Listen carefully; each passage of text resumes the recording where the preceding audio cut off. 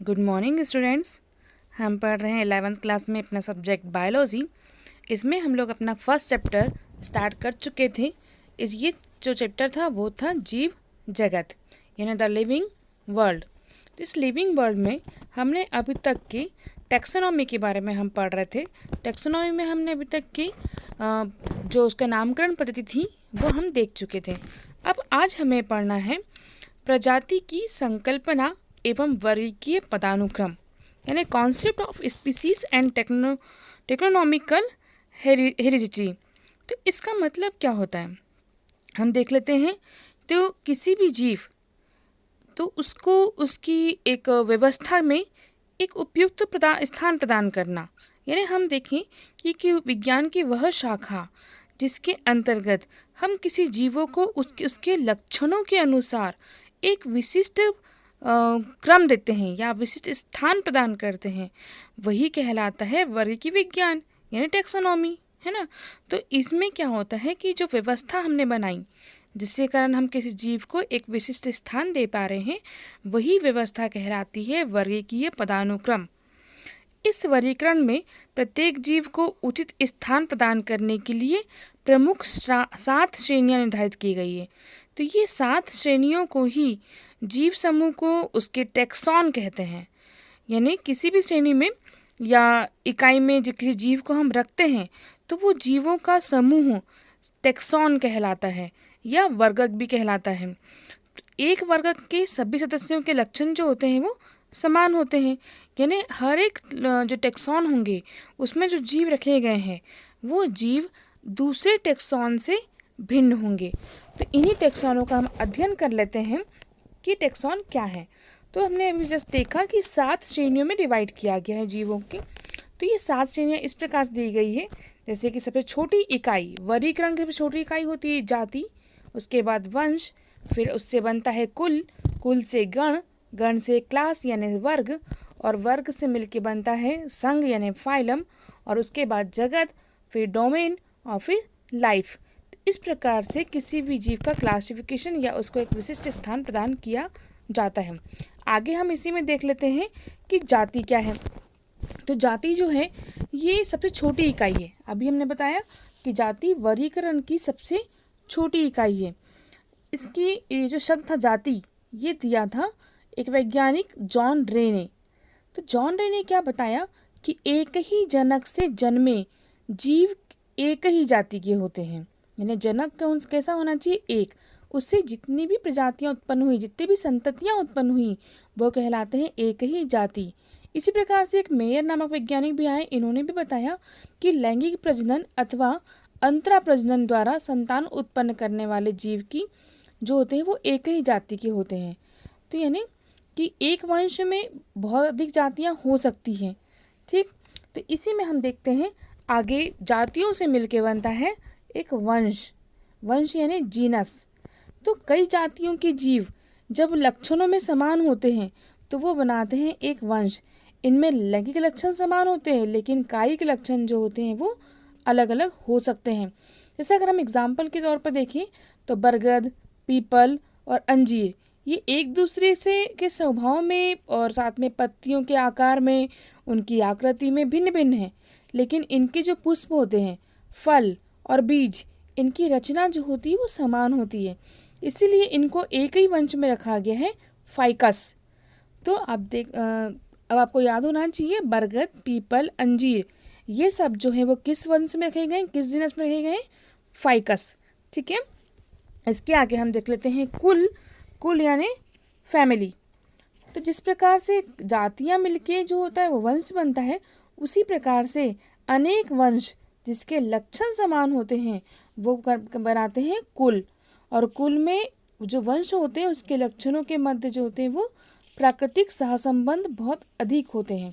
जैसे हम ले एग्जाम्पल कि शेर, तेंदुआ, चीता, बिल्ली ये 2 वंश है, पैंथरा और फॉलिस, ठीक है। तो ये दोनों वंश के अंदर आते हैं, लेकिन उनकी फैमिली क्या है, उनका कुल क्या है, फेलिडी। तो ये कहलाया उनका एक वंश, ठीक है, सॉरी एक कुल यानी फैमिली, यानी कई सारे वंश जिसके लक्षण समान हो वो क्या बनाएंगे, फैमिली का निर्माण करेंगे, यानी कुल का निर्माण करेंगे। इसी प्रकार कई कुल मिलकर के बनता है गण, यानी ऑर्डर। तो अनेक कुल हो जिसके लक्षण समान हो वो कहना बनाएंगे ऑर्डर।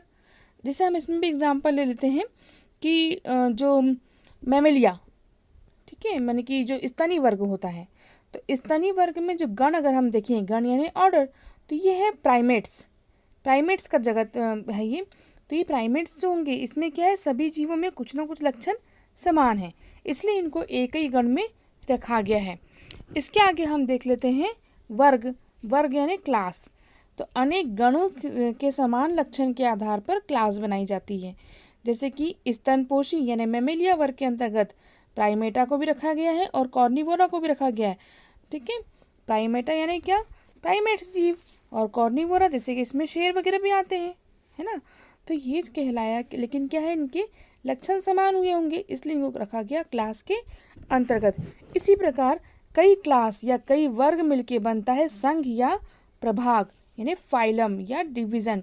तो जो पादप में कहते हैं हम फाइलम, लेकिन वहीं जंतुओं में हम कहेंगे फाइलम शब्द, लेकिन यदि हम पादप में बोले तो पादप में इसे डिवीज़न भी कहा जाता है। इसमें अनेक वर्ग यानी क्लासेस, जो क्लासेस होती हैं उनमें समानता के आधार पर जंतुओं को अलग अलग फाइलम में रखा जाता है। जैसे कि जंतुओं में कॉर्डेटा, जो कॉर्डेटा जो है वो एक फाइलम है, एक संघ है। इसके जो कॉर्डेटा संघ है इसको 5 वर्ग में रखा गया है, जैसे कि एम्फीबिया, रैप्टिलिया, इसी प्रकार से एवीज, मैमेलिया, तो ये, और पीसीस यानी जो मछलियाँ होती है वो वर्ग, रैप्टिलिया यानी जो रेंग के चलते हैं जैसे सांप वगैरह, एम्फीबिया यानी मेंढक जो जल और थल दोनों में रह सकती हैं, एवीज यानी पक्षी जो उड़ सकते हैं, और मैमेलिया यानी स्तनी जो अपने समान बच्चों को उत्पन्न करते हैं। तो ये पूरे के लक्षण कहीं ना कहीं समान हुए होंगे, इसलिए इनको एक ही फाइलम में रखा गया है जिसे कहते हैं हम कॉर्डेटा, ठीक है। अब ये कॉर्डेटा जो है यानी कि ये जो संघ है यानी फाइलम, ये मिलकर ये क्या बनाएगा, जगत। जगत यानी किंगडम, और ये किंगडम जो है वो वर्गीकरण की सबसे बड़ी इकाई कहलाती है। यानी आप याद रखिएगा कि जाति जो है वो वर्गीकरण की सबसे छोटी इकाई है, उसी प्रकार से जगत वर्गीकरण की सबसे बड़ी इकाई है। इसे उच्चतम वर्गक भी कहते हैं। विभिन्न संघों यानी विभिन्न फाइलम के सभी जंतुओं को एक अलग जगत एनिमेलिया में रखा गया। यानी जो जंतु जगत अपने जैसे देखा, ये जंतु हमने देखे एम्फीबिया, कॉर्डेटा, इन जो कॉर्डेटा के अंतर्गत जितने जंतु आए, इसके अलावा और भी जितने एनिमल्स होंगे उन सबको किस जगत में रखा गया, जंतु जगत यानी एनिमेलिया, ठीक है। इसी प्रकार से पादप जगत अलग होता है। तो ये 5 जगत में डिवाइड किया गया है। इसके बारे में हम आगे जानेंगे कि 5 जगत कौन कौन से हैं, जैसे Monera, protista, fungi, animalia, Plantae, ये क्या है 5 जगत के नाम है। तो ये इसके बारे में हम आगे अध्ययन करेंगे, लेकिन आपको ये याद रखना है कि जो जगत जो है वो सबसे बड़ी इकाई होती है वर्गीकरण की। इसके बाद हम देख लेते हैं क्लासिफिकेशन ऑफ ह्यूमन। इससे आपको बहुत सारा नॉलेज हो जाएगा, बहुत सारी जानकारी प्राप्त हो जाएगी। जैसे हम अगर सिंपल मानव का वर्गीकरण देखें तो मानव की स्पीसीज यानी जाति क्या होती है, होमो। जो मानव का वैज्ञानिक नाम है वो क्या है, होमो सेपियन, ठीक है। तो जो जाति हुई स्पीसीज वो हुई सेपियन, और जीनस क्या हुआ उसका, होमो। इसी प्रकार से फैमिली क्या हुई, hominidae, order primates, class mammals, phylum chordata, और किंगडम एनिमेलिया, ठीक है, या एनिमल्स। तो ये क्या कहलाया, मानव का वर्गीकरण। इस प्रकार से प्रत्येक जीव का वर्गीकरण किया जाता है, क्लासिफिकेशन किया जाता है। इसके आगे हम देख लेते हैं 3 डोमेन पद्धति। 3 डोमेन पद्धति जो है वो दी थी कार्ल उज नामक वैज्ञानिक ने। जीवों को वर्गीकृत करने के लिए एक अलग पद्धति रखी गई। ये जो कार्ल उज थे वो एक माइक्रोबायोलॉजिस्ट थे, यानी सूक्ष्मजीवी के वैज्ञानिक थे। इन्होंने इकाई जगत से भी ऊपर एक सामान्य टर्म दिया गया जिसे कहा गया डोमेन पद्धति। इन्होंने सभी जीवों को या पूरे 5 जगत को 3 डोमेन में बांट दिया। 3 डोमेन कौन कौन से थे वो, बैक्टीरिया, आर्किया और यूकेरिया। ये 3 जगत में सारे जीवों को बांट दिया गया, इसलिए इसे कहते हैं 3 डोमेन पद्धति। इसके आगे हम देख लेते हैं वर्गीकरण विज्ञान यानी टेक्सोनॉमी में अध्ययन करने के लिए कौन कौन से साधन की आवश्यकता पड़ती है। तो ये है, जैसे कि हम देखते हैं कि टैक्सोनॉमी जो है यानी वर्गीकरण, इसके अंतर्गत जीवों को उनके लक्षणों के आधार पर रखा गया है।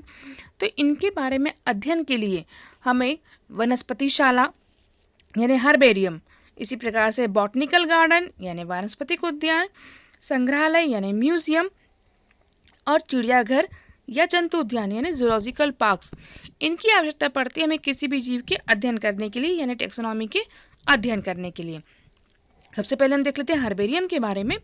तो हर्बेरियम जो होता है वो पौधों का एक ऐसा संग्रह है जिसमें किसी पौधे को सुखाकर, दबाकर कागज़ों की शीट पर, यानी कि जो शीट कुत्ती कागज़ होते हैं उनमें अपन चिपका देते हैं, तो ये बन जाती है हर्बेरियम। तो इससे क्या होता है कि भविष्य में हम इससे अध्ययन कर सकते हैं।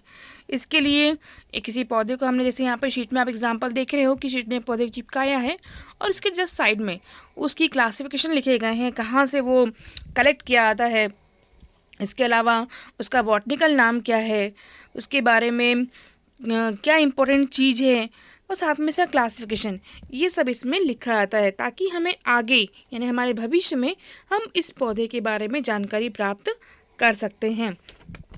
इसके बाद में आता है बॉटनिकल गार्डन। बॉटनिकल गार्डन जो होता है वो टैक्सोनॉमी में बहुत इंपॉर्टेंट होता है इसका, क्योंकि इसमें जो उगाई जाने वाली पादप प्रजातियां होती उसकी पहचान और वर्गीकरण के लिए इसका उपयोग किया जाता है। जैसे कि कौन सा पौधा किस स्थान पे उगता है, उसके क्या लाभ हैं, क्या हानियां हैं, ये सब हमें बॉटनिकल गार्डन से प्राप्त हो जाता है। हमारे देश में कई सारे बॉटनिकल गार्डन हैं, जिसमें सबसे इम्पोर्टेंट होता है रॉयल बॉटनिकल गार्डन जो कि कोलकाता में है। तो ये जो कोलकाता में जो बॉटनिकल गार्डन है, वहीं पर भारत सरकार का बॉटनिकल सर्वे ऑफ इंडिया, इसका मुख्य कार्यालय भी है जो भारत सरकार के अंतर्गत आता है। और यह किसी भी संग्रहालय में या किसी भी बॉटनिकल गार्डन में जो है वो सर्वे करता है और पौधों के बारे में, और उन्हें सुरक्षित रखना इसका कार्य होता है। इसके बाद हम देख लेते हैं म्यूज़ियम के बारे में। तो म्यूज़ियम या संग्रहालय, आपने सभी ने इसके नाम सुने होंगे, कि जहाँ पर प्रदर्शनी का अध्ययन किया जाता है या प्रदर्शनी रखी जाती है, एग्जीबिशन होता है। तो अध्ययन के लिए जो होता है वो पौधे और जंतुओं को संरक्षित रखा जाता है एक स्पेसिमेन की तरह। इन स्पेसिमेन के द्वारा हम उनके आवास के बारे में जान सकते हैं, उन जीवों के बारे में कई सारी सूचनाएं एकत्रित कर सकते हैं। तो जिन जीवों को हर्बेरियम में नहीं रखा जाता, यानी पौधों, इन्हें एक कागज़ की शीट पे चिपका के नहीं रख सकते, उन्हें हम इस प्रकार से म्यूज़ियम में रख सकते हैं। इसके बाद आता है जूलॉजिकल पार्क। जूलॉजिकल पार्क जो होता है वे प्राकृतिक स्थान है जहाँ पर वन्य जीव रखे जाते हैं। तो वहाँ पर मानव की देखरेख में किसी भी जीव को, वन्य जीव को रखा जाता है, और मानव जो होता है उसके आहार के बारे में, प्रकृति के बारे में और उन जीवों के व्यवहार के बारे में सीखता है, जानकारी एकत्रित करता है। इस स्थान पर जो बाहर से जीव आते हैं, दुर्लभ प्रजातियाँ, उनकी रक्षा भी की जाती है, उचित प्रकार का भोजन दिया जाता है।